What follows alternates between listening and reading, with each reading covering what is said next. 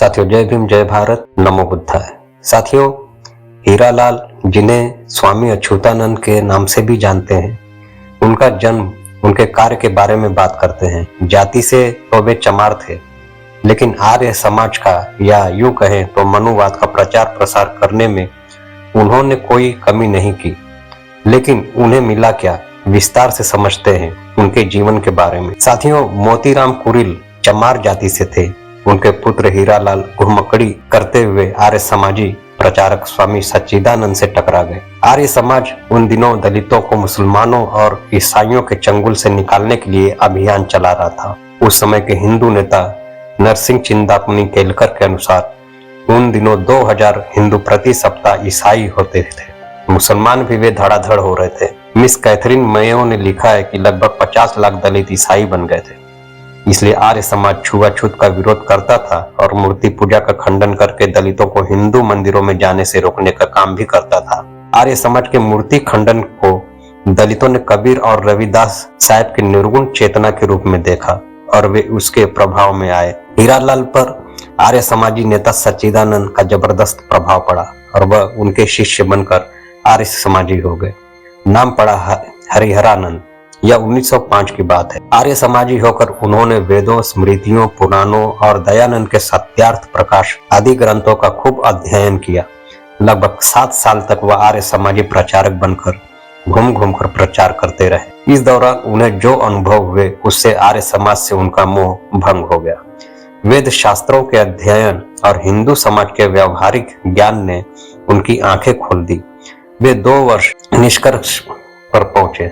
एक यह कि आर्य समाज का काम दलित जातियों का उत्थान करके उन्हें बराबर के हक देना नहीं है, बल्कि हिंदुओं के राजनीतिक स्वार्थ के लिए उन्हें ईसाई और मुसलमान बनने से रोककर हिंदुओं का ही गुलाम बनाए रखना है।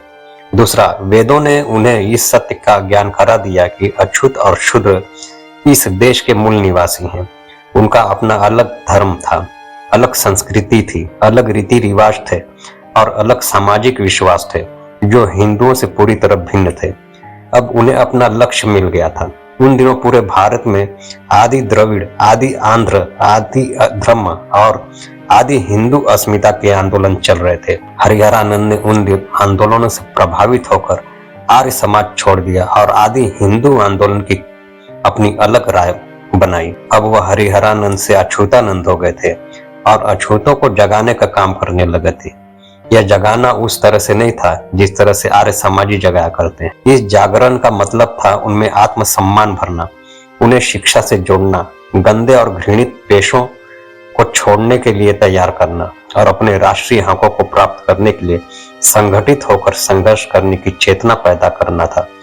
आदि हिंदू सभा बनी, जिसके बैनर तले दिल्ली में 1921 के अंत में जब ब्रिटेन के राजकुमार प्रिंस ऑफ वेल्स भारत आए तो संपूर्ण देशों के हिंदुओं ने उनका विरोध में भारत बंद रखा था। लेकिन दिल्ली में स्वामी अच्युतानंद के नेतृत्व में कैथरीन मेयो के अनुसार 25,000 अछूतों ने प्रिंस का स्वागत किया था। इस पर अच्युतानंद ने प्रिंस को 17 सूत्रीय मांग पत्र दिया था, जिसमें उन्होंने विधायी संस्थाओं में दलितों को प्रतिनिधित्व और दलित छात्रों के लिए छात्रवृत्ति दिए जाने की मांग की थी। इस मांग पत्र में कहा गया था कि स्वराजवादी हिंदू दलितों को हिंदू नहीं समझते हैं और उनके साथ जानवरों जैसा बर्ताव करते हैं। उन्हें अगर स्वराज मिल गया तो वे दलितों को गुलाम बनाकर रखेंगे। इसलिए मुल्क की हकों का बंटवारा करके दलितों को अलग से हक दिया जाए। जब तक अच्युतानंद आर्य समाजी बनकर वेदों का प्रचार करते रहे, तब तक हिंदुओं के लिए वे सम्माननीय बने रहे। पर जैसे ही उन्होंने दलितों को अपने हकों के लिए जगाने का काम करना आरंभ किया, वह हिंदुओं के लिए खतरनाक हो गए। सवाल यह क्यों है? यही वह ज्वलंत प्रश्न है जो दलित आंदोलन और हिंदू समाज के बीच सदियों से विद्यमान है। प्रिंस ऑफ वेल्स का स्वागत करने और उन्हें मांग पत्र देने की घटना ने रातों रात अच्युतानंद को हिंदुओं का खलनायक बना दिया। वह इतने खतरनाक हो गए कि कानपुर के गणेश शंकर विद्यार्थी जैसे क्रांतिकारी माने जाने वाले पत्रकार को भी 27 अप्रैल 1925 के प्रताप में आदि हिंदू आंदोलन नाम से लेख लिखकर उसका विरोध करना पड़ा। ध्यान रहे कि आदि हिंदू सभा का मुख्यालय कानपुर में ही था। उन्होंने लिखा, उत्तरी भारत में एक नए आंदोलन का जन्म हुआ है उसे हम आदि हिंदू आंदोलन के नाम से पुकार सकते हैं। उसका उद्देश्य यह है कि हिंदुओं में जो लोग नीच जाति के समझे जाते हैं और इसलिए समाज के अनेक क्षेत्रों में आगे नहीं बढ़ पाते, उनके विकास और उन्नति के लिए उनका पृथक संगठन किया जाए। अभी तक उत्तरी भारत में भेद की यह रेखा नहीं खींची थी, अब यहाँ भी इसका जन्म हुआ है।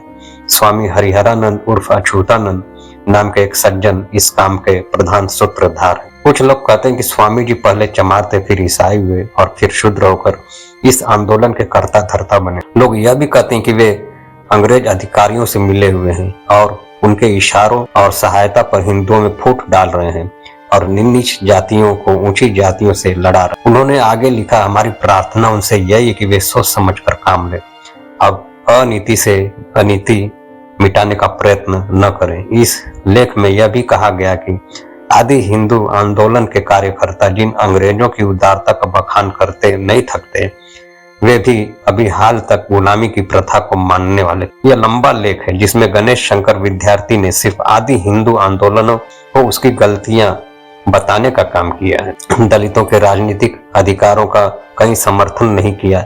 जिस तरह आज आरएसएस हिंदू राष्ट्र की स्थापना के लिए सक्रिय है, उसी तरह उस काल में हिंदू राष्ट्र के लिए हिंदू महासभा सक्रिय थी। उसने अप्रैल 1928 में लखनऊ में हिंदू महासम्मेलन किया।